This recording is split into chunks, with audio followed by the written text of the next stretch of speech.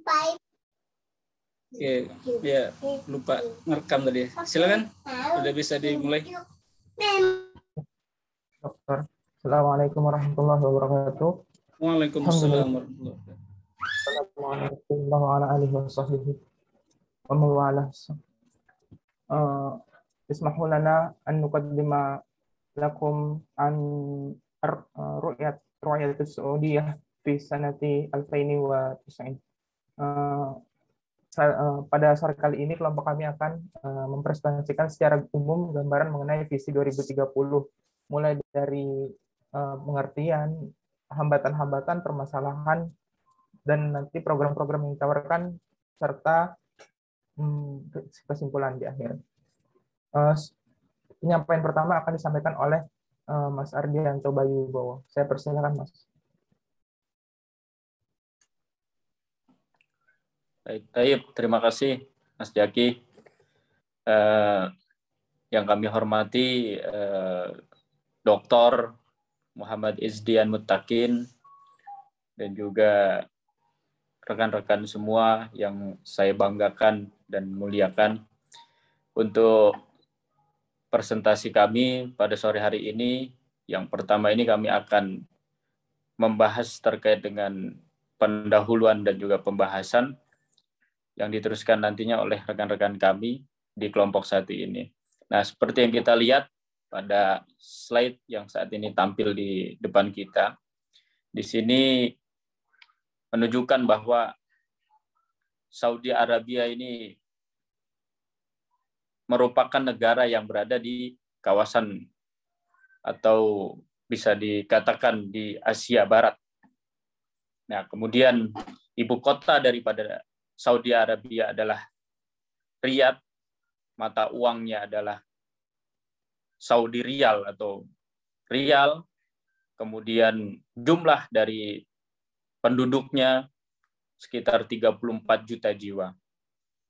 Nah, ini yang kami lingkari, di situ letak daripada negara Arab Saudi ini.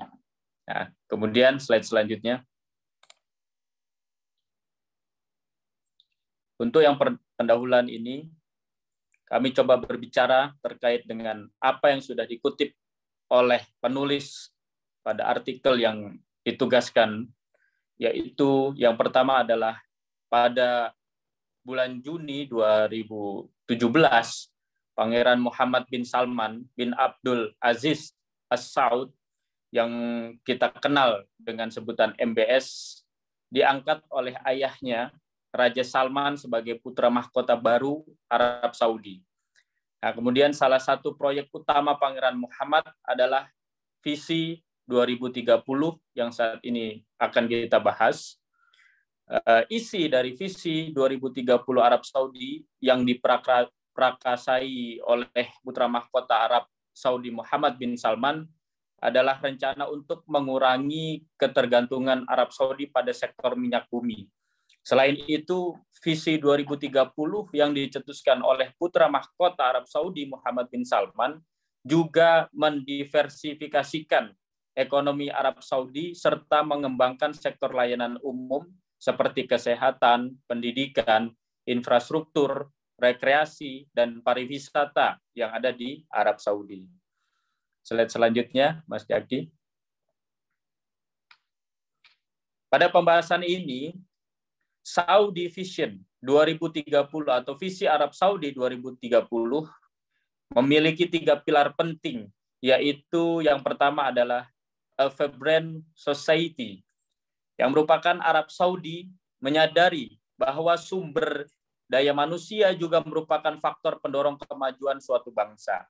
Maka pada prinsip ini, Arab Saudi ingin mengoptimalkan atau memperkuat sumber daya manusia yang dimilikinya. Selain itu, Arab Saudi merupakan jantung dari dunia Arab dan Islam untuk tetap selalu menggenggam prinsip-prinsip Islam dengan kuat.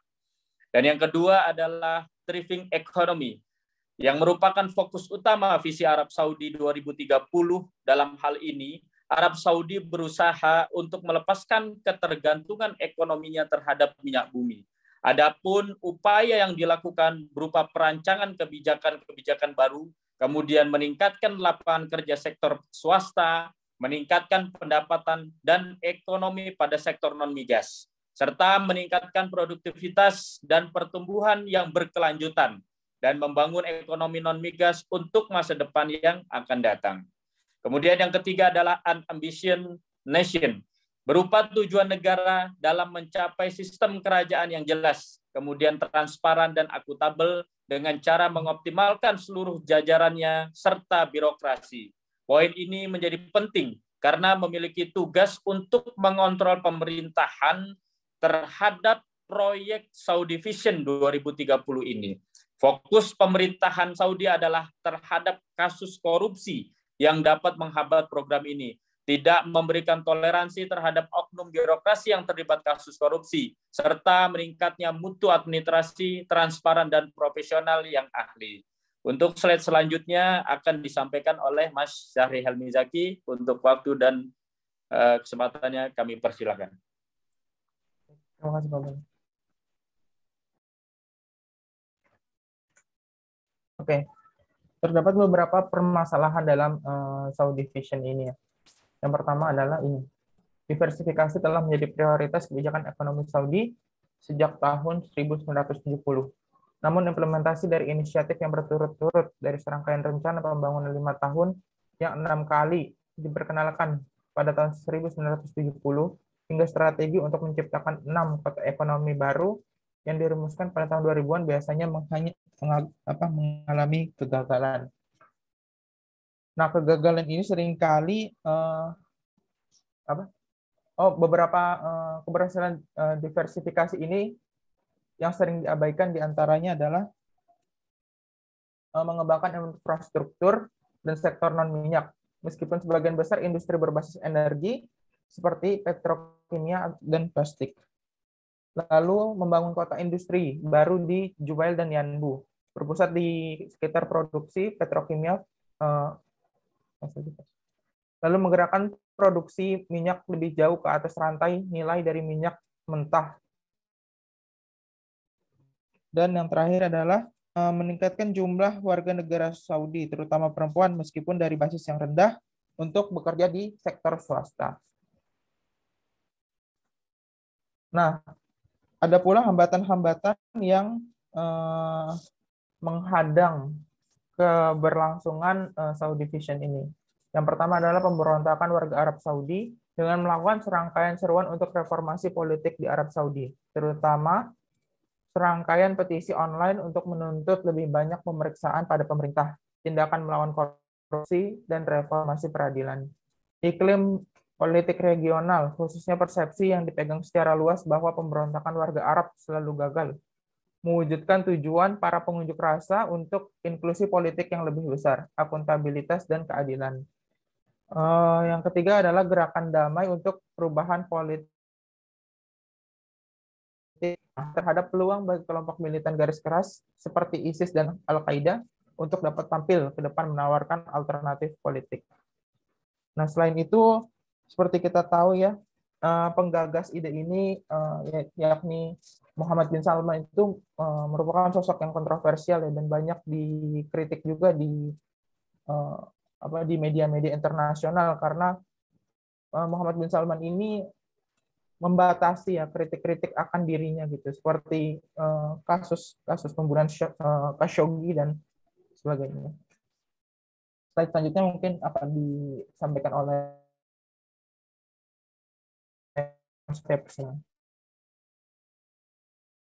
Mas Zaki, izin Dr. Rizdian dan rekan-rekan sekalian. Tadi Mbak Salma juga udah ngingkatin program dalam visi Arab 2030. Mohon next slide, Mas Zaki.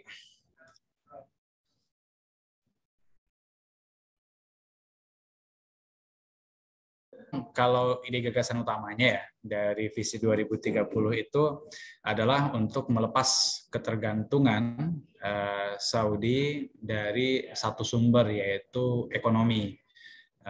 Karena ya pasti tentu dari satu sumber ekonomi yaitu minyak bumi. Nah, makanya Saudi itu berusaha untuk mereformasi dan mengembangkan sektor keuangan. ya. Dan mereka mencoba untuk mendiversifikasi. Ya, tadi kan kayak Mas Zaki bilang ada kota-kota baru yang dibangun. Itu ada juga kota yang sangat mega project namanya NEOM ya. Itu dari beberapa bahasa atau bisa diterjemahkan sebagai New Future. Itu proyeknya sampai 500 miliar dolar. Nah, di situ berusaha untuk menjadikan bioteknologi, terus juga tentang mobil otomatis dan sebagainya. Pokoknya ekonomi yang di luar minyak, pusat sains dan sebagainya. Karena mereka untuk berusaha untuk mendiversifikasi, meragamkan sumber penghasilan negara. Nah, itu yang salah satu program untuk visi 2030. Mereka juga melakukan penyiimbangan fiskal ya, dengan melakukan pengawasan dan tinjauan atas kinerja fiskal yang bertujuan untuk memaksimalkan pendapatan kerajaan Arab Saudi.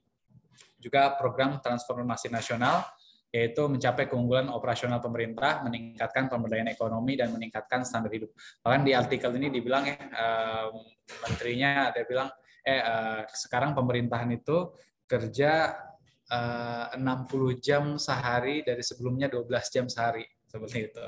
Dan bahkan mereka bilang kerja 8 hari seminggu di artikel itu. Jadi mereka berusaha untuk mereformasi dalam aparatur negaranya juga. Dan juga program privatisasi meningkatkan peran sektor swasta dalam penyediaan layanan dan kesediaan aset pemerintah. Di artikel juga kita bisa lihat bahwasanya bahkan Aramco sendiri yang perusahaan negara itu mulai beberapa bagiannya itu mulai diprivatkan dalam hal ini.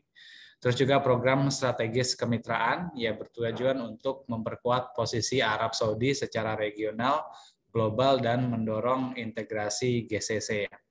Ya, jadi Arab Saudi juga berusaha untuk menggelontorkan investasi dalam berbagai bidang. Di sini ada agriculture, building materials, car manufacturing, pendidikan, engineering, healthcare, housing, dan lain-lainnya. Intinya mereka mencoba untuk jangan bergantung lagi kepada minyak. Oke, next slide, Mas.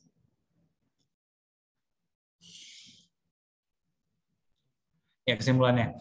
Ya, artikel ini menyoroti perdebatan ya tentang perubahan politik dan sosial di Arab Saudi ya, dan menggarisbawahi perlunya strategi reformasi ekonomi yang disertai juga dengan reformasi politik dan sosial. Jadi bukan hanya visi itu berbicara tentang ekonomi, tapi juga bicara tentang politik dan sosial seperti itu. Karena kita lihat biasanya dulu di pemerintahan Arab Saudi itu kekuasaan kebijakan itu terdistribusi kepada prince, ya kan. Kalau MBS ini crown prince, putra mahkota, jadi tidak terpusat. Nah, dalam visi 2030 ini juga berusaha untuk dipusatkan.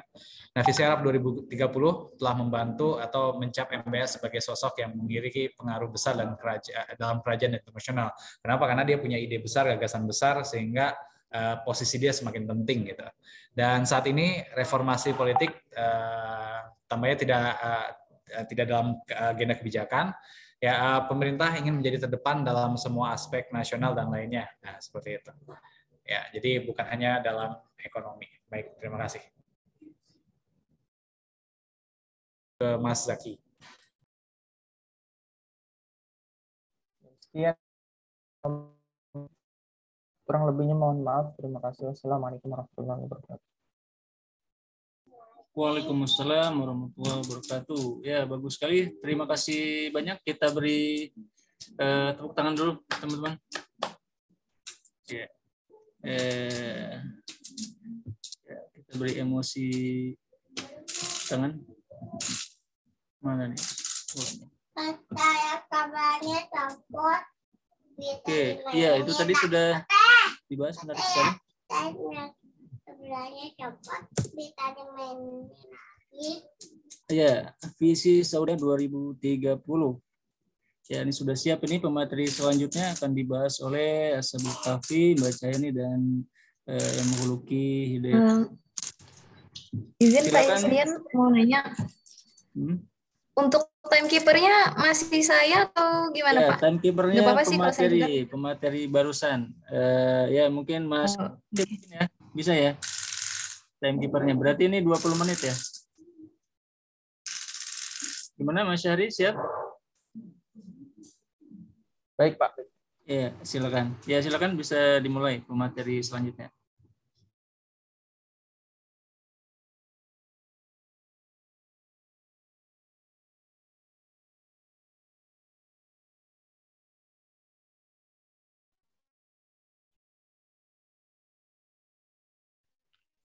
Bismillahirrahmanirrahim. Assalamualaikum warahmatullahi wabarakatuh. Apakah sudah terdengar suaranya? Iya, sudah. Yang terhormat Pak Isdian selaku dosen pengampu dan rekan-rekan sekalian, langsung saja untuk menghemat waktu. Next slide, Mas Kafi.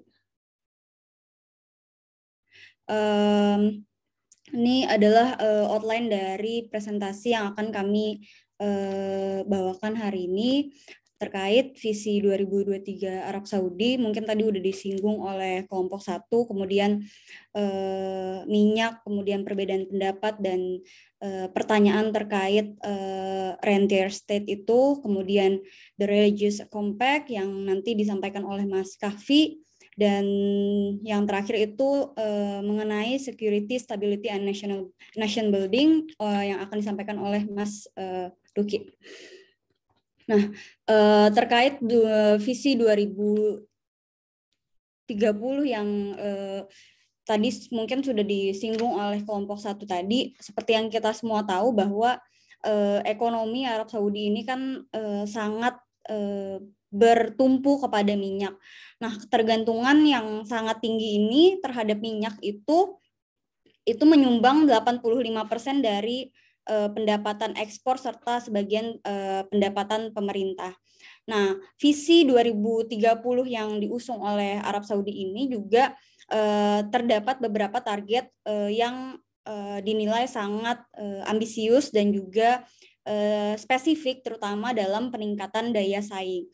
Nah, seperti strategi pembangunan, kemudian beberapa prioritas utama yang mencakup pengembangan sumber pendapatan pemerintah alternatif selain minyak, yang meliputi pajak, kemudian dana kekayaan negara yang baru yang dapat diperluas selain dari sektor minyak.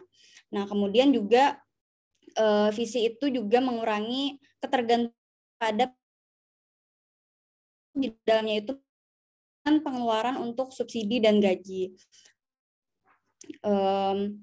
Visi 2030 Arab Saudi ini juga tidak hanya diusung oleh Arab Saudi, namun juga ada beberapa negara-negara di Timur Tengah yang mengusung visi serupa, seperti Qatar yang memiliki visi nasional 2020, kemudian Abu Dhabi yang memiliki visi 2030 juga, kemudian Oman juga ada visi 2020 dan sedang mengerjakan visi 2040.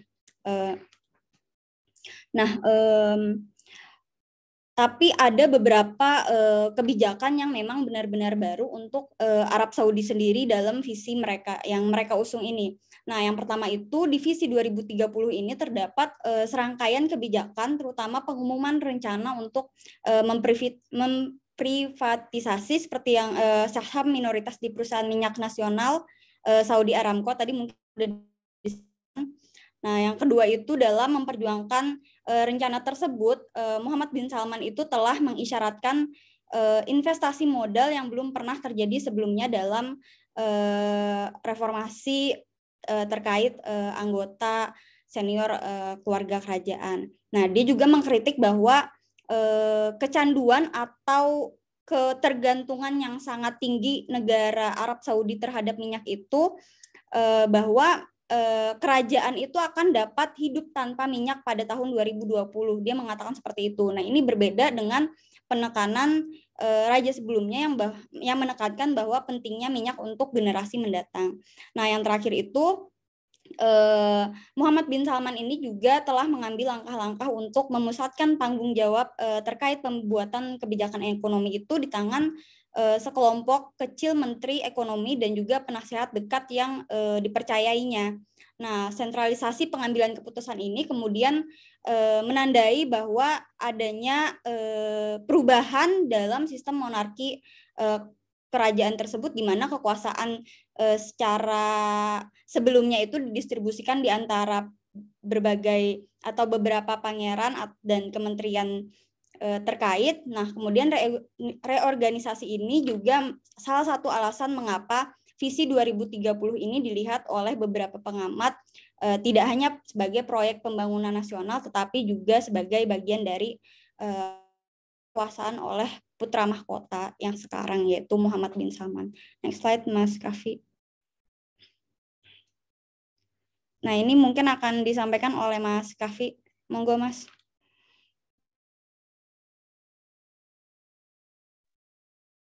Ya, Taib.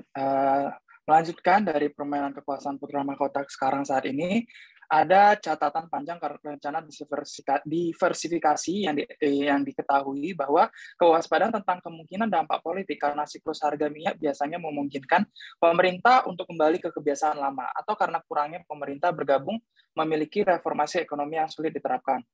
Oleh karena itu, untuk meningkatkan kepercayaan pada kredibilitas implementasi yang telah disampaikan oleh kelompok pertama tadi, tentang pernyataan visi 2030 berfokus pada bagaimana proses pengambilan keputusan pemerintah akan disederhanakan dan terpusat, dan bagaimana kinerja akan diukur menggunakan indikator utama. Pembuat kebijakan dan penasihat pemerintah yang diwawancarai untuk makalah ini berulang kali menekankan bahwa para menteri sekarang bekerja 60 jam seminggu daripada 12. Atau memang bahwa mereka bekerja 8 hari atau seminggu yang telah disampaikan Ustaz Pangeran sebelumnya. Di sini, di tingkat senior, para menteri dan pembuat kebijakan senior bekerja lebih erat bersama. Tetapi mereformasi dan merampingkan layanan sipil akan menjadi tantangan yang jauh lebih besar. Di sini transformasi nilai tadi masuk ke lebih rinci pada target yang meningkatkan pemberian layanan publik.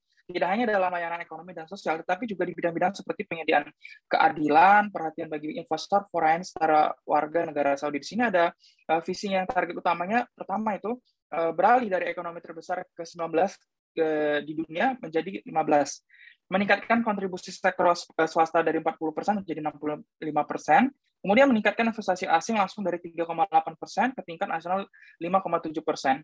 Kemudian meningkatkan pangsa ekspor non-minyak dalam PDB non-minyak dari 16% menjadi 50%, dan beberapa peningkatan atau kunjungan ziarah dari 8 juta menjadi 30 juta, SAR 163 miliar menjadi SAR 1 triliun. Di sini target utamanya juga melokalisasi lebih dari 50% pengeluaran peralatan militer pada tahun 2030 nanti. Meningkatkan saudisasi di sektor minyak dan gas dari 40% menjadi 75%. Di sini target yang ditetapkan dalam visi 2030 tidak boleh diambil secara harfiah. Yang ada di dalam jurnal ini menjelaskan bahwa tradisi panjang optimisme dalam rencana diversifikasi teluk tadi. Dalam menghasilkan kepercayaan, sejumlah besar wawancara dan artikel di media Arab dan Barat dengan dan tentang Muhammad bin Salman di visinya 2030 telah memfokuskan perhatian internasional yang substansi pada ambisi Arab Saudi untuk mengembangkan dan memodernize. Upaya hubungan masyarakat internasional tersebut memang telah menjadi manfaat bagi negara tersebut dari upaya pemasaran, branding internasional yang lebih sukses. Lalu visi 2030 telah menghasilkan beberapa liputan positif di luar negeri, bahkan ketika Perang Yaman telah banyak dikritik serta yang dibahas kemudian dalam makalah ini. Di sini juga ada pembagian seperti visi ekonomi yang ditulis dengan memasukkan Barat terhadap konsultan manajemen internasional utama, terutama negara-negara di mana konsultasi publik dan debat tentang masalah ini terbatas. Nah, di sini rencana yang tidak terbatas pada ekonomi ini mempunyai unsur-unsur yang mengacu pada hubungan antara warga dan negara, terutama janji transparansi, kemudian mereka bergerak dengan menyiratkan lebih banyak kebebasan sosial dari hiburan hingga olahraga. Sebuah narasi tentang masyarakat otentik yang berakar pada tradisi lokal. Lalu masyarakat yang dinamis, kemudian membuka ruang-ruang yang sangat hati-hati bagi masyarakat sipil.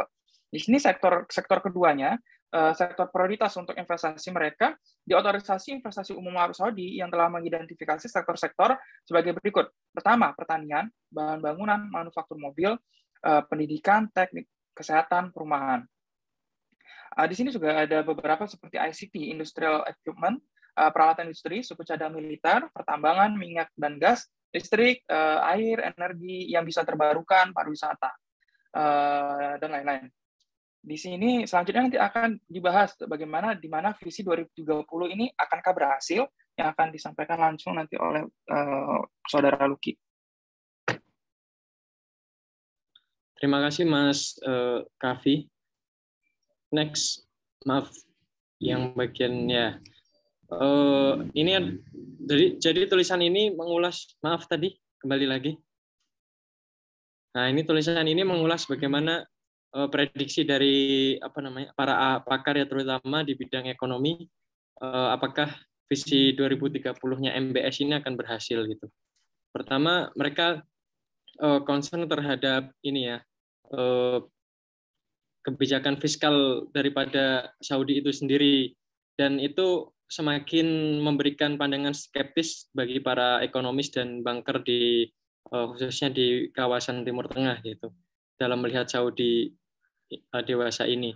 Kemudian menurut mereka strategi yang bisa dilakukan yaitu ketika harga minyak sedang tinggi, harusnya pemerintah Saudi bisa melakukan manuver-manuver untuk menarik investor ya. Karena saat ini kondisinya ada risiko bahwa investor itu akan menarik investasi mereka dan juga akan mengurangi investasi mereka di wilayah Saudi, karena dalam beberapa kontrak kerja dan kontrak proyek itu mereka melakukan Saudi telat dalam pembayaran gitu. Dan ini menjadi catatan tersendiri bagi para investor. Termasuk dalam anggaran pendidikan nasional juga mereka melakukan pemotongan ya, pengurangan anggaran pendidikan. Dan bagi para ekonom, mereka menyarankan agar Saudi ini untuk bisa sukses dalam visi 2030, mereka fokus pada program scholarship yang dikaitkan dengan yang diintegrasikan dengan lapangan kerja khususnya bagi generasi muda di Saudi.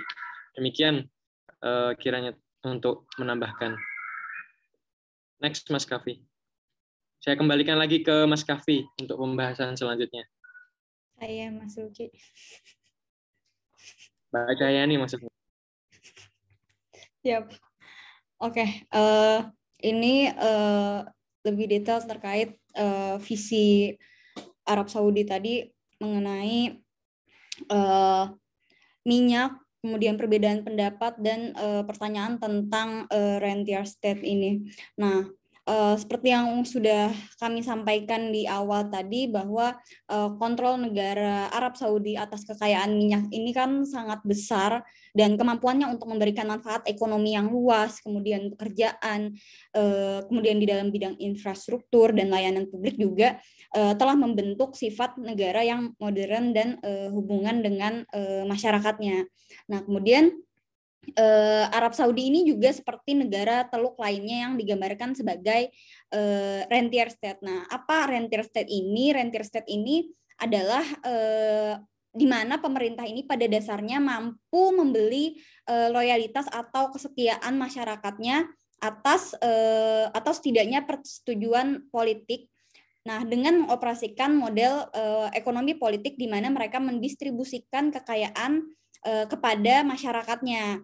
Nah, ini bertentangan sebenarnya dengan model yang ada di Barat yang mengharuskan warga negara itu untuk bekerja secara produktif, kemudian membayar pajak dan juga pendistribusian kembali atas kebijakan negara terhadap pendapatan. Nah, ide terkait rentier state ini juga pertama kali itu dikemukakan oleh akademisi Iran yang bernama Hussein Mahdavi dalam artikel tahun 1970. Nah, yang kemudian dikembangkan lebih lanjut oleh ekonom yang bernama Hazem Beplawi dalam volume artikel jurnal yang diterbitkan pada tahun 1987. Next slide, Mas Kafi. Nah, kemudian kekayaan minyak dan juga pengeluaran publik itu sebenarnya kan bukan satu-satunya faktor yang menjadi majunya suatu negara. Nah, tetapi warga negara juga menilai bahwa bagaimana pendapatan minyak dan juga belanja publik ini dapat digunakan untuk kemajuan dan perkembangan suatu negara, yang kemudian pengeluaran negara juga yang dihasilkan dari minyak ini dapat dipergunakan secara benar serta adil, dan juga dapat menyediakan keamanan dan stabilitas untuk negara tersebut, dalam kasus ini Arab Saudi begitu. Nah, kemudian bagi lembaga yang berkuasa atau pemerintahan yang berkuasa, distribusi sumber daya ekonomi merupakan alat politik yang penting, yang mana itu dapat digunakan untuk mengelola dan juga memberi insentif kepada konstituen yang berbeda. Nah, sumber daya ini juga didistribusikan dengan cara yang lebih kompleks dan kompetitif. Nah, tetapi pengeluaran pemerintah untuk infrastruktur dan layanan juga bervariasi secara substansial antara daerah yang berbeda, seperti daerah perkotaan dan pedesaan itu berbeda. Jadi meskipun distribusi pendapatan minyak yang ada di Arab Saudi ini digunakan untuk mendorong perilaku politik, distribusi ini juga sebenarnya menimbulkan sumber ketidakstabilan, yaitu dari persaingan maupun memunculkan kebencian antar masyarakat yang merasa tidak adil begitu. Nah, keterbatasan lain dari rentier state ini adalah bahwa hal itu menyiratkan hubungan mekanistik antara pengeluaran publik dan ketenangan politik seperti yang tadi sebelumnya disebutkan. Itu juga dalam proses politik itu kan sebenarnya dinamika politik itu tidak hanya dipengaruhi oleh sumber daya alam saja, tetapi juga berbagai faktor yang lebih luas daripada hanya ekonomi politik. Nah, kemudian next slide Mas Kavi. Mas Kavi, next slide. Oh, ini selanjutnya pembahasan terkait religious compact akan disampaikan oleh Mas Kavi. Monggo Mas. Afwan Ustaz, in kana entayal waqt ana atlub asr dafa itu Ustaz. Anahu faqat qalil. La bahasa Ustaz. Iya, la bahasa. Kamil. Ya. Di sini melanjutkan dari beberapa permukaan yang dalam jangka pendek yang telah disebutkan Mbak Cayana tadi. Di sini Kavi membahas tentang clerics atau ulama. Ulama telah dilihat sebagai mitra dalam memerintah Arab Saudi sejak fakta antara pendiri kerajaan Saudi pertama Muhammad bin Saud dan ulama berpengaruh Muhammad Abdul Wahab setelah siapa Wahabisme dinamai. Ulama Saudi cenderung mengajarkan ketenangan dan kepatuhan politik dengan alasan bahwa agama harus menjaga dirinya lebih murni daripada bidang politik yang lebih duniawi, dan bahwa kepatuhan kepada para penguasa sangat penting untuk menghindari risiko kekacauan, konflik, dan perpecahan sosial. Ini tentu saja berguna bagi politis, bagi Al-Saud, membantu untuk melegitimasi monarki dan mendelegitimasi oposisi politik. Selama pemberontakan Arab, misalnya ulama utama menegaskan kembali pandangan bahwa protes tidak Islami. Di sini di dalam tabel ini yang bersumberkan dari BBC Arabic menjelaskan bahwasannya ternyata presentasi dari orang yang beragama di Arab ternyata menjadikan ciri tradisional yang mempengaruhi ulama tersebut yang mengkonsentrasi dalam sistem peradilan dan pendidikan. Meskipun ada hierarki ulama yang disetujui negara, Islam Sunni sendiri tidak memiliki hierarki agama yang diakui secara universal. Pengaruh ulama yang berbeda atas masyarakat sebagian tergantung pada kemampuan untuk menarik dukungan dan pengaruh dari akar rumput. Di sini selanjutnya, di dalam survei ini terdapat bahwa publik tidak selalu melihat lembaga keagamaan resmi sebagai yang paling kredibel. Memang dalam survei 2015 terhadap Millennium Muslim oleh Taba Foundation, sebuah yayasan keagamaan yang berbasis di Uni Emirat Arab, hanya 1 dari 3 responden muda Saudi ini mengatakan bahwa mereka menganggap mufti besar negara mereka memiliki hak untuk menentukan apa yang diizinkan dan dilarang dalam Islam. Nah, di sini ada beberapa contoh seperti 70% di Maroko dan 61% di Mesir. Di sini ketegangan juga muncul karena kelemahan relatif dari lembaga-lembaga kunci yang diawasi oleh lembaga keutamaan. Kementerian Pendidikan biasanya menjadi benteng pengaruh ulama, dan sekolah-sekolah menempatkan penekanan besar pada studi agama dan pembelajaran yang secara hafalan. Seringkali untuk penggalian banyak pendidikan ilmiah dan pemikiran kritis. Di sini berbagai reformasi pendidikan diumumkan di bawah Raja Abdullah. Setelah seringkali ini berarti menciptakan beberapa pusat keunggulan, terutama Universitas Sains dan Teknologi King Abdullah, sebuah universitas campuran gender yang berfokus pada penelitian dikelola oleh Saudi Aramco dengan sumbangan kerajaan senilai 20 miliar US dollar untuk membuatnya tetap bergantung pada Kementerian Pendidikan dan Pembinaan lebih luas. Dan baru dekat-dekat ini juga Saudi juga telah mengirimkan 100.000 pelajar-pelajar ke seluruh dunia. Nah, di sini di luar hubungan ya, di luar hubungan yang langsung dengan ulama berpengaruh melestarikan tradisi agama dan kesalahan dianggap penting bagi legitimasi Al-Saud tadi. Di sini contohnya seperti apa? Misalnya bertentangan dengan pandangan pemerintah bahwa masyarakat menentang perempuan mengemudi. Di sini ada beberapa survei oleh Al-Sayyidah Khadijah binti Khuwailid di Business Women Center di Kamar Dagang dan Industri Jeddah. Di sini ada menyatakan bahwa hal anta muayyidul liqadiyatil mar'ah lisayara, apakah perempuan itu mempunyai hak untuk berkendara gitu atau mengemudi. Ada di merah ini ada ma'al qiyadah, dul qiyadah, minal mubakir tarahul maudu.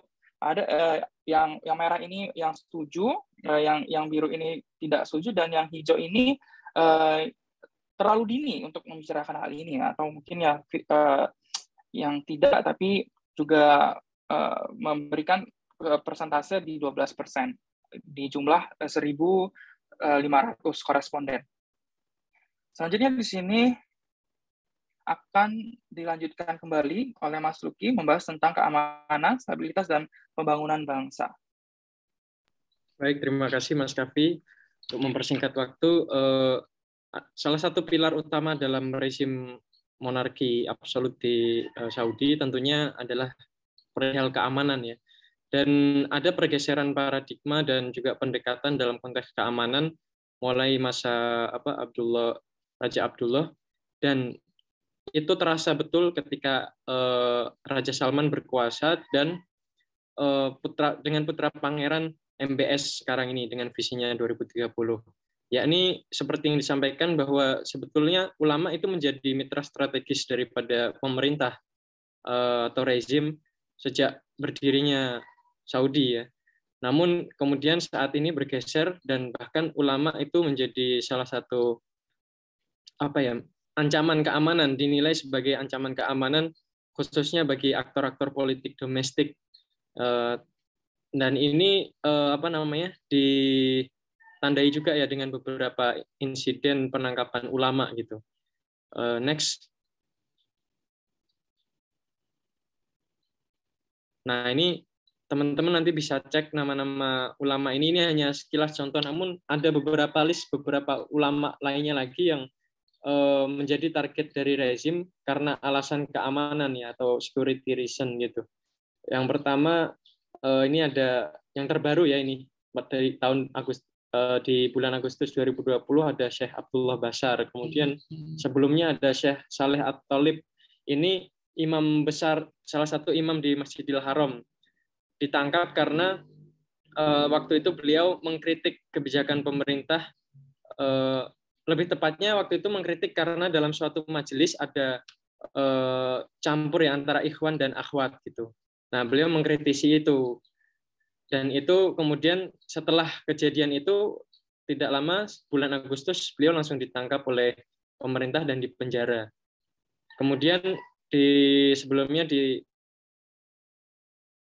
Sulaiman Duis ini beliau ditangkap juga karena mengkritisi beberapa kebijakan pemerintah, kebijakan kerajaan, dan kemudian di penjara beliau menerima hukuman yang juga mengakibatkan beliau meninggal dunia di tahun 2018, yakni berupa penyiksaan ya di penjara. Ada salah satu aktivis hak asasi manusia di Saudi, nanti teman-teman bisa cek, namanya Prisoner Care kalau nggak salah. Itu dia selalu update ulama-ulama yang dihukum oleh kerajaan. Nanti teman-teman bisa cek validitasnya. Next. Dan kemudian itu tadi di internal ya. Sekarang dalam foreign policy mereka atau kebijakan luar negeri terkait keamanan, teman-teman pasti sudah tahu juga, khususnya ada dua negara yang menjadi rivalitas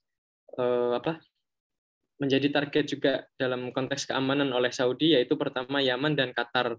Di Yaman tentunya teman-teman tahu untuk menangkal kekuatan atau eksternal dari pengaruh dari Iran, Saudi akhirnya dengan support dari AS turut juga berupaya untuk mengambil alih kembali Sana'a ya, yang sudah berhasil direbut oleh Houthi.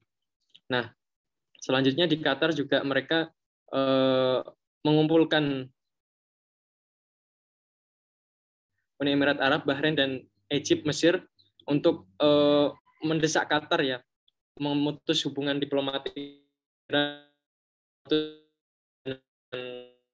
kelompok yang mereka dan juga menyetop ini ya. Mereka berupaya mendegradasi pengaruh dari Al Jazeera di mana ada supporting dari UK di situ atau Inggris. Next. Izin kurang sedikit lagi mungkin.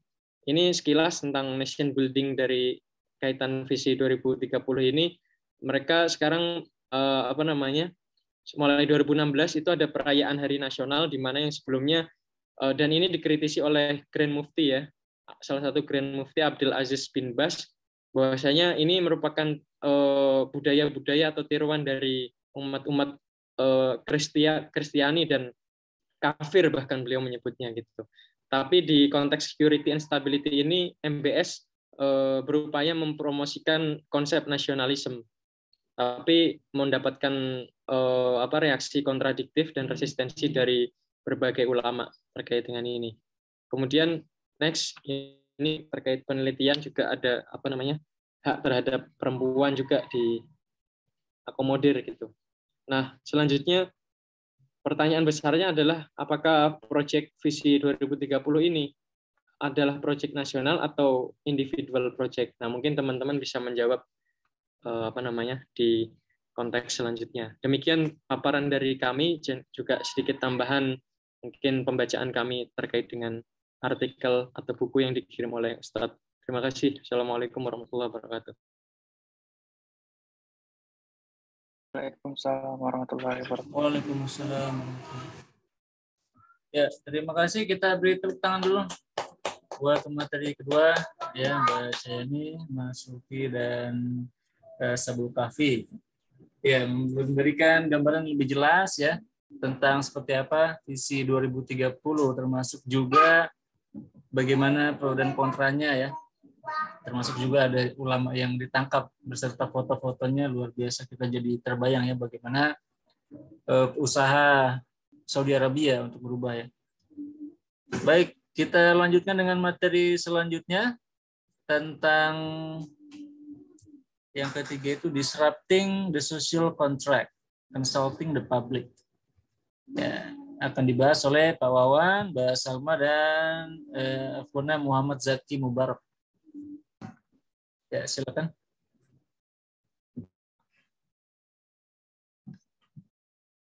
Baik, bismillahirrahmanirrahim. Assalamualaikum warahmatullahi wabarakatuh. Salam sejahtera untuk kita semua. Puji syukur atas nikmat yang Allah limpahkan sehingga kita dapat berkumpul dan melaksanakan kelas dan presentasi pada sore hari ini. Bapak Ustadz Isdin yang saya hormati, serta rekan-rekan semua, pada kesempatan kali ini, kami kelompok ketiga akan mempresentasikan mengenai Arab Vision 2030, Disrupting the Social Contract dan Consulting the Public. Berikut ini adalah singkatnya. Timekeeper-nya berarti Mas Tapi mungkin ya? Bisa ya? Ana, Zat? Ya? Apa? Ana, Zat? Iya. Bukan ya? Pemateri kedua kan tadi ya? Ashabul Kahfi ya? Nah, Zat. Iya. 20 menit ya? Tolong dibantu cek waktunya ya. Ya, silakan. Baik. Izin melanjutkan. Berikut ini adalah singkatnya dari visi 2030 yang juga sudah dijelaskan oleh rekan-rekan sebelumnya.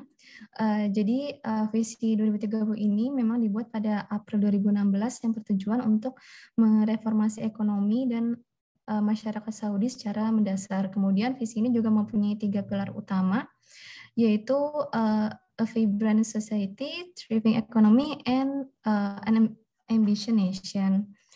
Selanjutnya, visi ini memang bertujuan untuk meninggalkan ketergantungan yang dimiliki oleh Arab Saudi dengan minyak dan diadopsi untuk membangun infrastruktur, mengembangkan sumber daya manusia, meningkatkan tingkat keterampilan pekerja, dan untuk mempromosikan pembangunan yang berkelanjutan.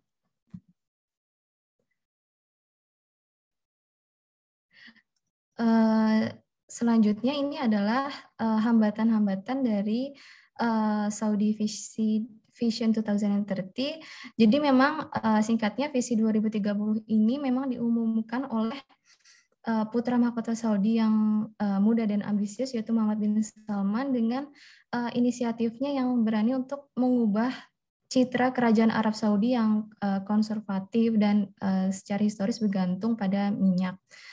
Namun memang terlepas dengan tujuan yang tinggi dari visi 2030, masih banyak hambatan yang terjadi saat melaksanakan visi tersebut. Salah satunya yaitu adalah penurunan indikator ekonomi utama, di mana laju pertumbuhan ekonomi Arab Saudi menurun dari 1,7% pada tahun 2016 menjadi 0,1% tahun 2017. Kemudian selanjutnya juga pada tahun 2017 tingkat pertumbuhan industri masuk ke wilayah negatif, yaitu minus 0,3%. Dan selanjutnya tingkat pengangguran pada tahun 2017 mencapai 12,8%. Selanjutnya yaitu adalah pasokan cheap labor yang melimpah atau tenaga kerja dengan upah rendah, di mana total 10 juta pekerja asing yang bekerja dengan upah minimum dan mereka hanya menikmati hak-hak dasar yang sedikit. Jadi pekerja asing di sana tidak memiliki hak yang banyak dan sering disalahgunakan sebagai bekerja keras untuk memodernisasi Arab Saudi. Selanjutnya, kemiskinan juga bertambah dengan adanya pemotongan gaji sektor publik di Arab Saudi. Selanjutnya yaitu adalah perbedaan pendapat antara ulama dengan teknokrat ekonomi di Arab Saudi. Jadi memang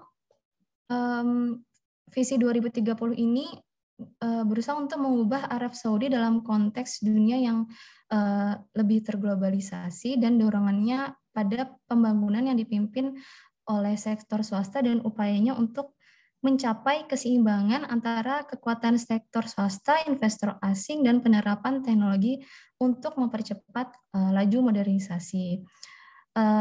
Ternyata hambatan nyata untuk menerapkan visi 2030 ini justru berasal dari struktural internal yang ada di dalam Arab Saudi itu sendiri. Memang sifat dasar negara Saudi dianggap sebagai federasi suku-suku kuat yang berdasarkan ikatan antara keluarga kerajaan Al Saud dan ulama Wahabi yang hampir tidak menguntungkan bagi upaya modernisasi tersebut. Kemudian adanya perbedaan pendapat dengan ulama-ulama di sana tentang visi 2030 ataupun upaya modernisasi pada Arab Saudi memang menjadi perdebatan, karena bahkan para teknokrat ekonomi Arab Saudi justru lebih cenderung mendukung perubahan yang justru ditentang oleh para ulama. Salah satunya itu termasuk reformasi yang akan membentuk liberalisasi sosial yang lebih besar, seperti menjadi lebih terbuka bagi pengunjung asing, mendorong perempuan untuk bekerja, dan menghubungkan sistem pendidikan negara yang lebih dekat dengan pembangunan ekonomi dan kebutuhan pasar tenaga kerja.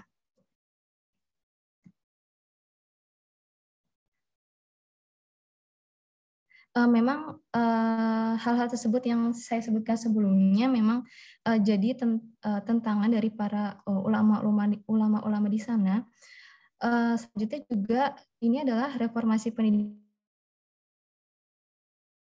visi 2030 sebagai untuk misi atau tujuan yang ada di dalam sana, di mana di dalam visi itu disebutkan bahwa reformasi pendidikan untuk memperbaiki kurikulum dan menggandakan upaya untuk memastikan bahwa hasil pendidikan nanti akan sejalan dengan kebutuhan pasar, bukan untuk pengubahan seluruhnya. Kemudian salah satu mantan Menteri Pendidikan Arab Saudi, Ahmed Alisa, juga telah berbicara tentang modernisasi komprehensif dari kurikulum. salah satu kementeriannya juga telah menekankan bahwa akan mendorong investasi swasta dalam pendidikan dan National Transformation Program. Di sana mereka bertujuan untuk meningkatkan persentase mahasiswa di universitas swasta dari 6% menjadi 15%.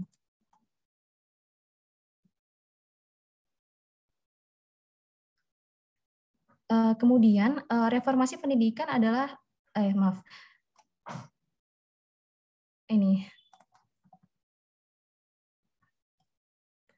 baik, selanjutnya ini adalah perbedaan pendapat tentang ulama tentang visi 2030, di mana memang di dalamnya itu tujuan utama dari visi tentu saja meninggalkan ketergantungan dari Arab Saudi dengan minyak dan membuka jalan alternatif lain untuk menopang ekonomi dari Arab Saudi, seperti contohnya dari dunia entertainment, tourism, dan lain-lain. Dan dari visi 2030 itu mereka juga menyerukan ekonomi hiburan untuk dikembangkan di Arab Saudi, yang mana memang sebelumnya seperti hal bioskop atau musik live telah dilarang selama beberapa dekade di sana. Kemudian dengan adanya visi ini mereka juga menargetkan untuk menggandakan penganggaran untuk hiburan dan budaya dan menciptakan 100.000 pekerjaan baru. Selanjutnya juga pemerintah telah membentuk General Entertainment Authority untuk mengatur dan melisensikan lebih banyak acara hiburan dan budaya. Selanjutnya dari Muhammad bin Salman sendiri juga mempunyai rencana untuk membangun Entertainment City di selatan Riyadh, di mana nanti di dalamnya juga akan adanya budaya dan sosial generasi budaya dan entertainment untuk generasi masa depan di kerajaan Arab Saudi. Namun ulama juga bertentangan akan hal ini, di mana almarhum Mufti Agung Syekh Abdul Aziz bin Baz juga telah mengeluarkan fatwa yang melarang umat Islam untuk mengoperasikan bioskop dengan alasan bahwa hal itu memang mempromosikan amoralitas di sana. Selanjutnya mengenai isi perempuan, memang Arab Saudi dikenal dengan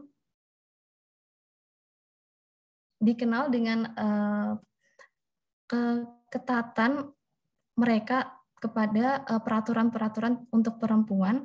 Di sana juga para ulama terkenal karena sikap dan upaya keras mereka untuk menjauhkan perempuan dari ruang publik. Dan dalam kesetaraan gender pun Arab Saudi saat ini masih berada di peringkat 147 dari total 156 negara menurut laporan dari The World Economic Forums 2021. Selanjutnya di Saudi mereka sendiri memiliki sistem wali laki-laki, dan di sana mereka memperlakukan perempuan sebagai nomor 2 karena mereka perempuan ini memerlukan izin dari wali laki-laki untuk mengunjungi fasilitas medis, kemudian berpergian ke dalam maupun ke luar negeri untuk menikah ataupun untuk bekerja. Jadi hal ini merupakan salah satu hambatan besar bagi partisipasi pasar tenaga kerja yang efektif dari perempuan Saudi untuk memodernisasi masyarakat di sana.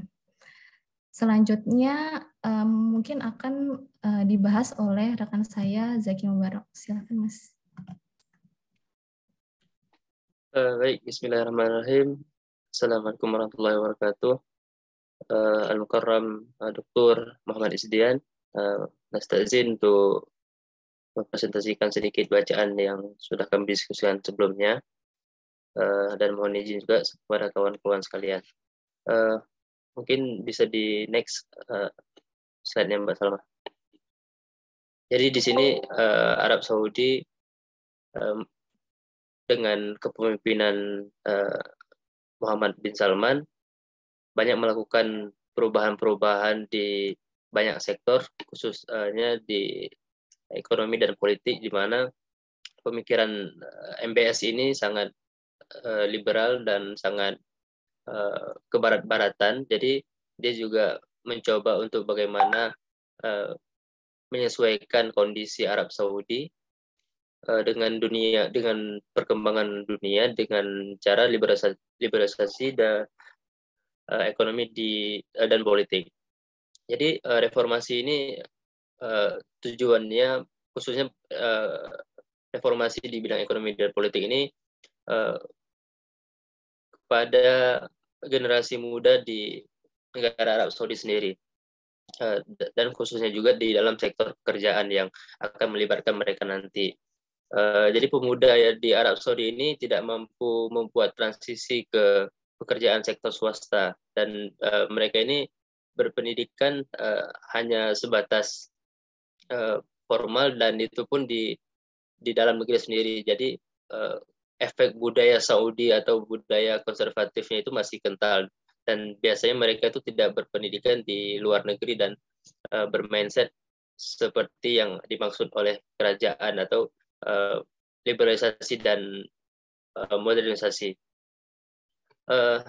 Tujuan dari reformasi ini sebagai langkah antisipasi deindustrialisasi, mohon maaf, sebagai langkah antisipasi deindustrialisasi, di mana nanti Arab Saudi mungkin diperkirakan akan habis cadangan minyaknya, dan Arab Saudi juga ingin mengkonvert pendapatan negaranya itu di bidang jasa, khususnya itu di bidang tourism. Jadi banyak fasilitas-fasilitas seperti yang tadi juga banyak kawan-kawan sebelumnya menjelaskan, seperti membangun kota yang modern di Riyadh atau di Jeddah, juga bagaimana perkembangan liberalisasi di bidang seperti pergaulan, seperti adanya bioskop, seperti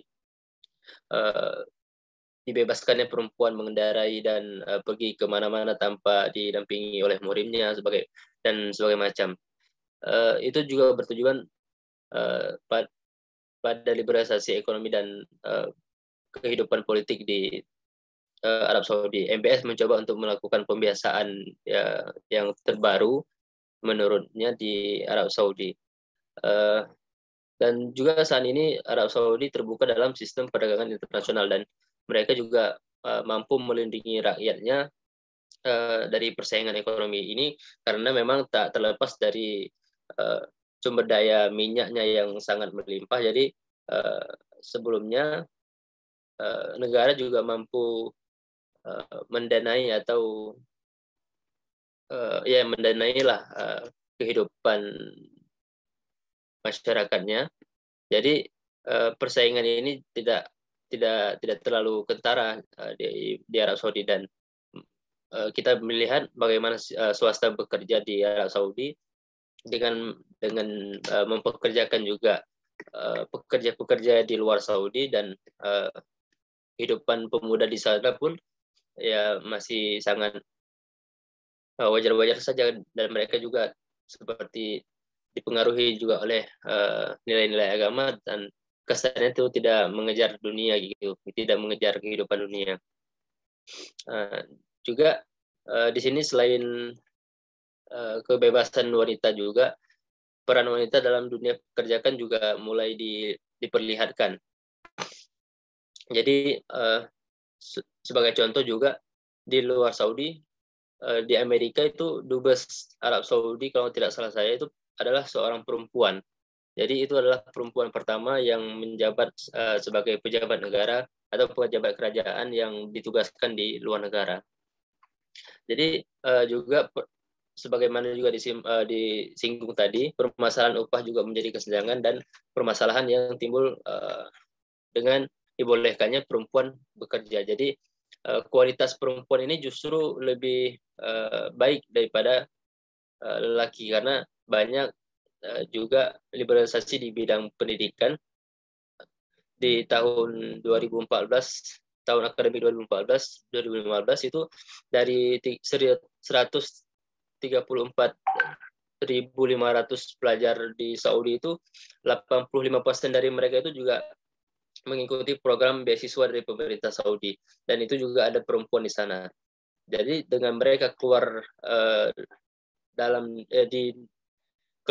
dari Saudi, dan mereka juga condong berkiblat ke Amerika dan Inggris, dan mereka kembali pulang, itu juga sangat mempengaruhi di dalam dunia pekerjaan di Saudi, khususnya yang mempengaruhinya itu juga di sektor gender. Jadi perempuan juga banyak sudah berkarir di Saudi. Bisa selanjutnya Mbak Salma. Ya, naik selanjutnya. Jadi ini juga dalam visi Saudi Arabia 2030, mereka juga membuka peluang untuk pemuda berpartisipatif aktif dalam berkehidupan atau dalam bernegara. Jadi mereka diberikan di tahun 2016 itu Saudi membuat undang-undang tentang kelembagaan non pemerintah atau NGO, atau kita bisa kenal juga LSM. Jadi ini motivasi dalam pembentukan undang-undang ini untuk mendorong LSM yang diisi oleh pemuda-pemuda ini atau pergerakan-pergerakan yang ada di Saudi ini untuk lebih membantu memberikan layanan dalam konteks peran negara yang secara bertahap, ya pastinya tentunya, serta sebagai pengisi celah. Nah, ini di sini pengisi celah daripada pembuat perubahan. Memang MBS ini juga sangat kental ingin mengubah wajah Saudi yang dari dulunya lebih dikenal mungkin agamis atau konservatif. Jadi dengan di bawah pemerintahannya akan memodernisasi, dan kalau kita lihat lebih condong ke liberalisasi wajah Saudi Arabia sendiri. Namun di tahun 2011 itu, jauh sebelum dibuatnya undang-undang, sudah ada beberapa organisasi kepemudaan yang mencoba untuk mengambil peran, baik itu mereka memberikan saran atau memberikan inisiatif-inisiatif seperti mereka itu membuka usaha sendiri di mobil-mobil makanan dan membuka usaha-usaha kecil dan sebagainya. Namun ini karena budaya Arab Saudi yang sebelumnya dan masih sangat terbatas, ini juga pertumbuhan pemuda atau kehidupan di Saudi ini sangat biasa-biasa saja gitu. Mohon maaf Dokter, waktunya sudah habis. Mohon izin dilanjutkan sedikit lagi, dan ada Pak Wawan juga di belakang. Jadi 2017 ini jadi titik di mana frustasi para pemuda-pemuda yang sebelumnya juga ada yang belajar dari luar negeri masuk kembali ke Saudi. Namun karena tadi itu hambatan-hambatan juga banyak, dari yang dianggap sebagai hambatan juga salah satunya perbedaan pendapat ulama juga. Jadi banyak pemuda-pemuda ini yang berpemikiran barat dan ingin mengubah juga dan membantu juga MBS mengubah wajah Saudi menjadi kebarat-baratan juga. Banyak mengalami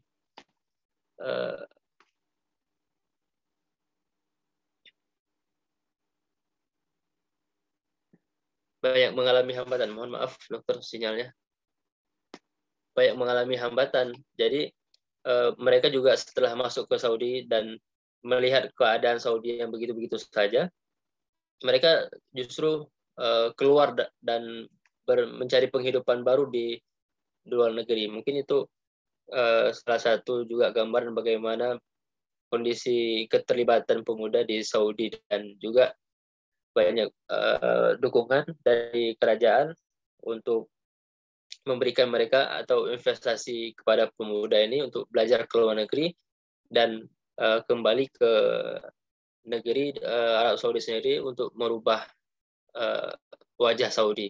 Sebagai satu quote ada dari Hamad Al-Buai, itu beliau bekerja di Saudi Arabia General Investment Authority atau SAGIA. Beliau mengatakan di satu forum di London, tujuan dari investasi di bidang pemuda ini, termasuk salah satunya juga mandat beasiswa itu adalah agar para siswa Saudi melihat dunia dengan mereka keluar dan belajar di luar negeri, di luar Saudi. Mereka bisa melihat dunia dan juga bagaimana mereka memposisikan dunia itu melihat kondisi Saudi gitu. Jadi itulah salah satu tujuan dari adanya undang-undang tentang kelembagaan dan pemerintah yang didominasi oleh pergerakan pemuda, dan juga satunya lagi investasi di bidang pendidikan. Gitu. Mungkin sekian dari pembahasan saya. Mungkin insya Allah akan dilanjutkan oleh Pak Wawan. Pada Jenderal Wawan, tafadhol, masykurah. Baik, terima kasih. Kami langsung saja. Yang terhormat Dr. Isdian. Selanjutnya ini pembahasan mengenai konsultasi publik. Nah, di sini setelah kita simak juga dari pembahasan rekan-rekan bahwasanya visi 2030 ini adalah sebenarnya membuka ruang informasi terhadap publik, tetapi masih mengandung banyak pertanyaan juga dari para cendekiawan.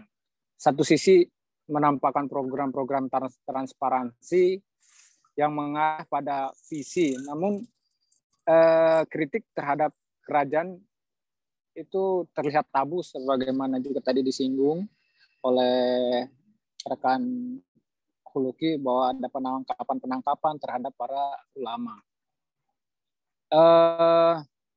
Jadi ada upaya-upaya yang memang sejalan dengan misi ini, misalnya salah satunya ada pertemuan di rumah-rumah penduduk yang memungkinkan pembahasan masalah-masalah publik ini dapat dilaksanakan.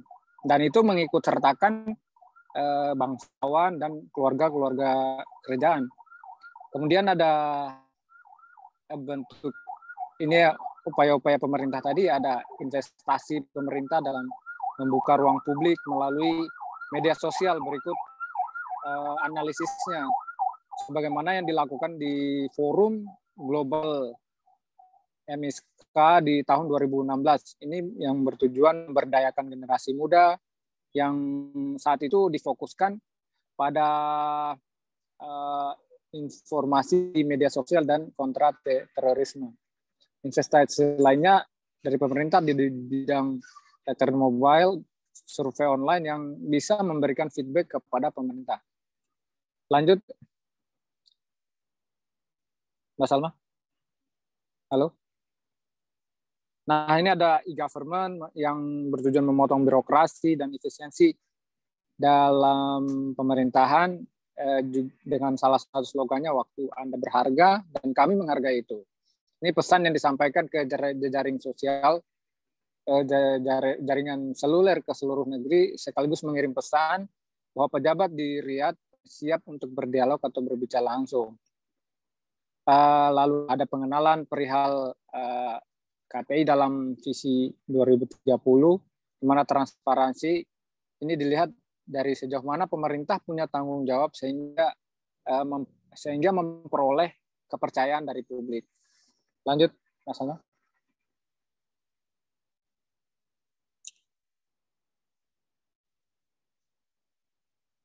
Di bidang investasi, pemerintah melalui staf SAGE, yaitu lembaga investasi, juga mencatat bahwa pada Oktober 2016 pemerintah ini mengadakan konsultasi secara luas dengan Lokakarya tentang undang-undang kepahitan yang baru. Ini salah satu bentuknya. Kemudian mendorong dikeluarkannya dekret kerajaan untuk memastikan setiap kementerian mengubah peraturan yang mempengaruhi iklim usaha dan mempublikasikan rancangan undang-undang dan mencari feedback dari para investor. Sebagaimana diungkapkan oleh Pangeran Saud bin Khalid Al-Fasil selaku Gubernur Sagia. Lanjut, Mbak Sama.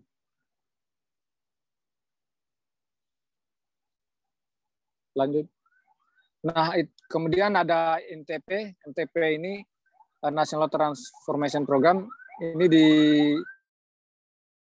kemudian didasarkan pada Lokakarya tadi yang melibatkan perwakilan sektor swasta. Kemudian meskipun juga ini dikritik karena tampaknya terlalu fokus pada Riyadh. Nah, rencana visi 2030 dan NTP ini juga melihat peran dari Dewan Konsultatif Syura yang memantau dan mengevaluasi kementerian, memainkan peran lebih besar dalam pemerintahan. Di samping disebutkan juga bahwa dalam pengawasan dan pengendalian, Syura akan memiliki lebih banyak kekuatan dan dapat memberi tekanan pada entitas pemerintah yang berbeda dari pemerintahan sebelumnya. Lanjut, Mak.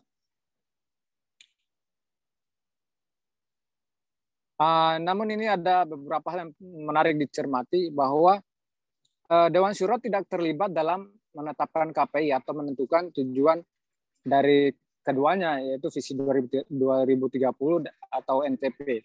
Juga tidak memainkan peran yang sama dengan parlemen terpilih. Sebagian anggota Dewan Syura menyatakan bahwa di masa lalu Syura telah memiliki beberapa peran atau fasilitas terkait dengan segmentasi tertentu di masyarakat. Namun hal itu dapat dipahami seiring dengan tidak dipenuhi seiring dengan jatuhnya harga minyak, dan hal itu tidak mungkin tepat dibicarakan.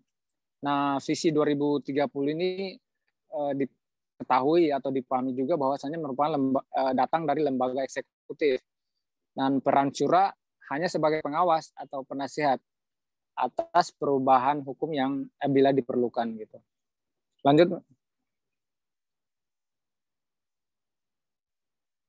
Nah, ini beberapa cendekiawan Saudi berpendapat bahwa kebebasan bicara dibatasi dalam hal kritik terhadap kebijakan ekonomi. Salah satu indikatornya satu contoh disebutkan oleh penulis dalam makalah ini, ketika jurnalis Saudi coba untuk mempublikasikan sebuah opini tentang topik mengenai hak untuk mengakses data dan informasi pemerintah, tiba-tiba editor mengatakan bahwa itu tidak dapat diterbitkan karena bernada mengkritik visi 2030. Nah, banyak masyarakat Saudi melihat kegagalan komunikasi ini merupakan salah satu cerminan negatif dari MS yang oleh pengkritiknya disebut arogan. Seorang peneliti mencatat dalam sebuah pembicaraan diskusi publik, kritik terhadap visi 2030 ini dikhawatirkan langsung mengarah kepada putra mahkota MBS. Dan itu yang menjadi salah satu pertanyaan sebenarnya, apakah ini benar-benar visi MBS dalam rangka memajukan Saudi atau ada misi di balik misi tertentu atau agenda tertentu di balik visi 2030 ini. Mungkin demikian yang bisa kami sampaikan. Kami mohon maaf waktunya kelewat. Ustaz Isdian dan rekan-rekan, terima kasih. Assalamualaikum warahmatullahi wabarakatuh. Waalaikumsalam warahmatullahi wabarakatuh. Ya, terima kasih kelompok 3. Kita beri tepuk tangan dulu teman-teman. Ya. Ya, tepuk tangan dulu. Ya, alhamdulillah bagus-bagus sekali, luar biasa materi yang hari ini dibahas dengan sangat baik ya oleh para pemateri. Bisa dia sana. Takut. Ya, sebentar.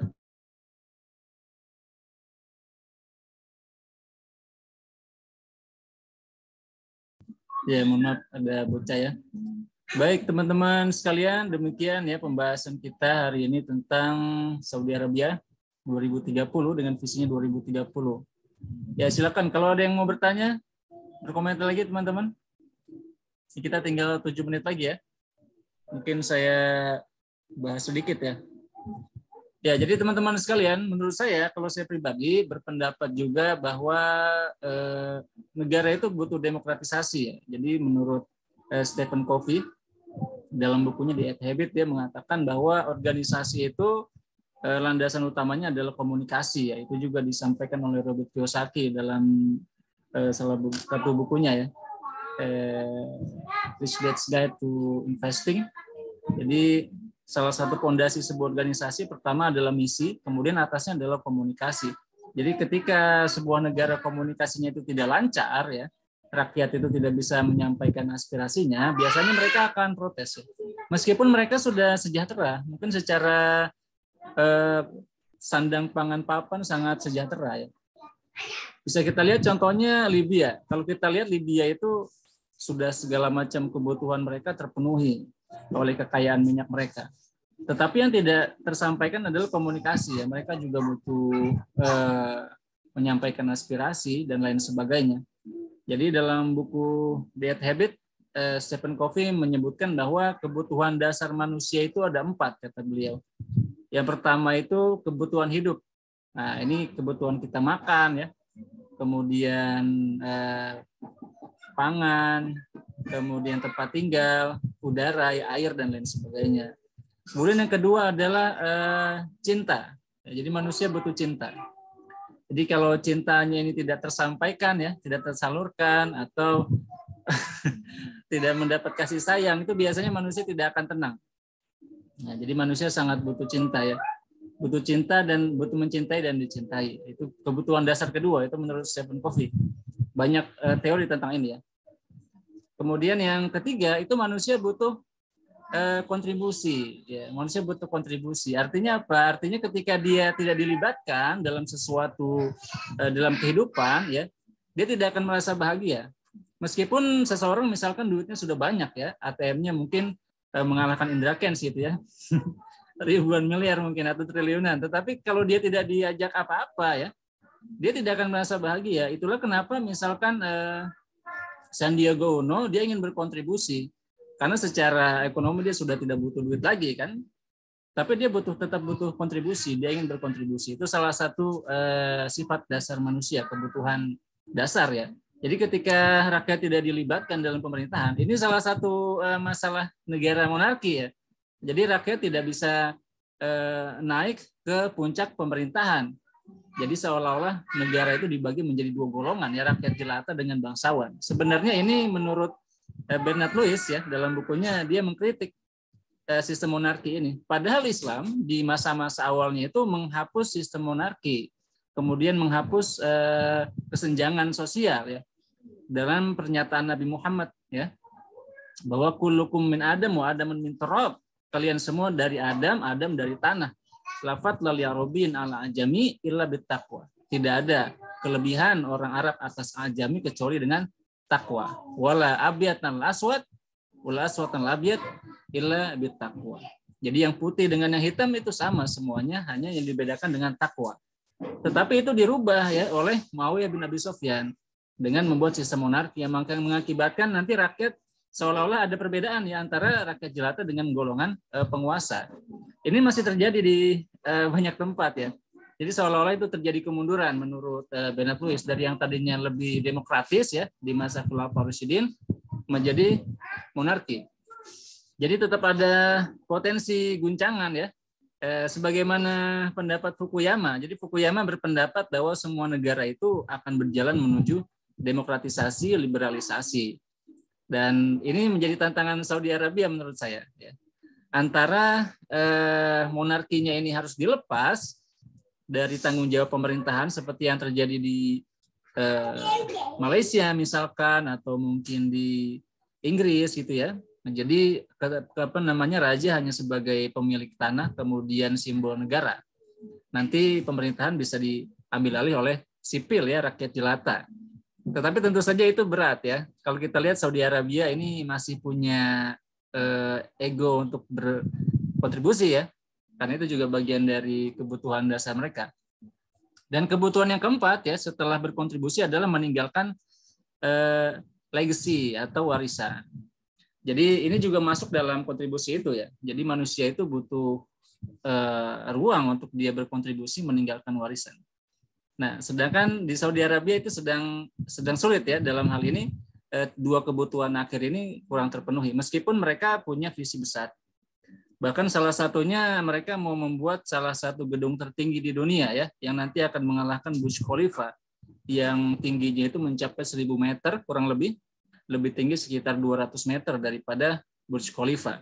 Kalau di Mesir itu ada piramid ya, itu paling tinggi sekitar 147 meter. Ini sudah 1000 meter, kurang lebih mungkin 10 kali tingginya piramid. Ini akan menjadi menara tertinggi di dunia. Itu namanya Jeddah Tower. Ini salah satu angan-angan dan juga visi dari MBS ya, yang kita tunggu saja apakah akan berhasil atau tidak. Tadi sudah dibahas ya, akan banyak sekali kendalanya ya, akan ada tantangan dari rakyat sipil termasuk juga dari para ulama, bahkan juga performa ekonomi Saudi kurang bagus ya. Kalau saya pribadi, saya pernah ke Saudi sekali saja waktu umroh ya, tidak terlalu lama, itu hanya mungkin sekitar setengah bulan ya, beberapa minggu. Saya pribadi melihat bahwa Saudi secara ekonomi tidak terlalu berkembang ya. Jadi ya bahkan fasilitas umum pun sangat terbatas. Termasuk angkutan umum itu jarang sekali ya. Kalau di Indonesia banyak angkot ya, di sana itu lebih jarang, lebih banyak taksi. Termasuk juga ya yang jualan pun kalau teman-teman masuk ke mall yang sebelah Masjidil Haram itu kan isinya banyak yang jual orang-orang kaki lima, dimasukkan ke situ ya. Dan ya kalau teman-teman lihat, dan banyak yang mengatakan ya, termasuk dosen kami Dr. Mahmud Zaid mengatakan sebenarnya Saudi Arabia itu menyembunyikan kemiskinan yang besar sekali di Saudi Arabia. Jadi kalau kita lihat memang sisi negatifnya banyak ditutup karena memang pemerintah sangat otoriter ya di sana ya. Itu menjadi tantangan tersendiri ekonominya ya. Termasuk juga kalau kita lihat orang Arab Saudi itu ya memang semangat belajarnya juga menurut saya pribadi ya tidak seperti yang lain. Mungkin kalau yang di negara-negara lain banyak yang ke luar negeri ya, Saudi sepertinya tidak sebanyak itu. Termasuk yang ke Mesir pun tidak banyak ya. Tapi ada juga sih yang besar ya, yang ke Mesir kemudian saya lupa itu namanya. Jadi itu mungkin yang bisa kita ambil, mungkin beberapa hikmahnya ya, Saudi Arabia akan berubah ya mudah-mudahan. Tetapi ya kita tidak tahu seperti apa ya. Dan mungkin bagi Indonesia sebagai negara sahabat ya, kita melihat saja apa yang akan terjadi. Dan Indonesia sendiri cukup beruntung karena kita sudah mengalami demokratisasi ya.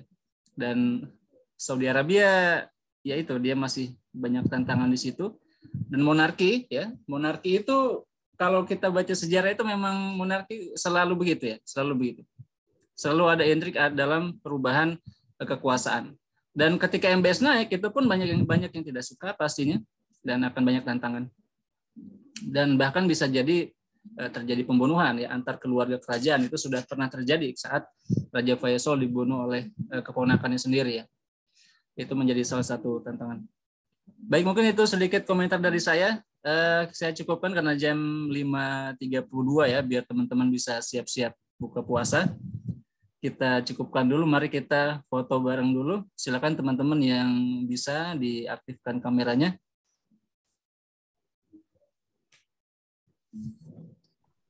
Oke. Udah siap? Udah semua? Pak Wawan, Mbak Syari mau gabung atau tidak?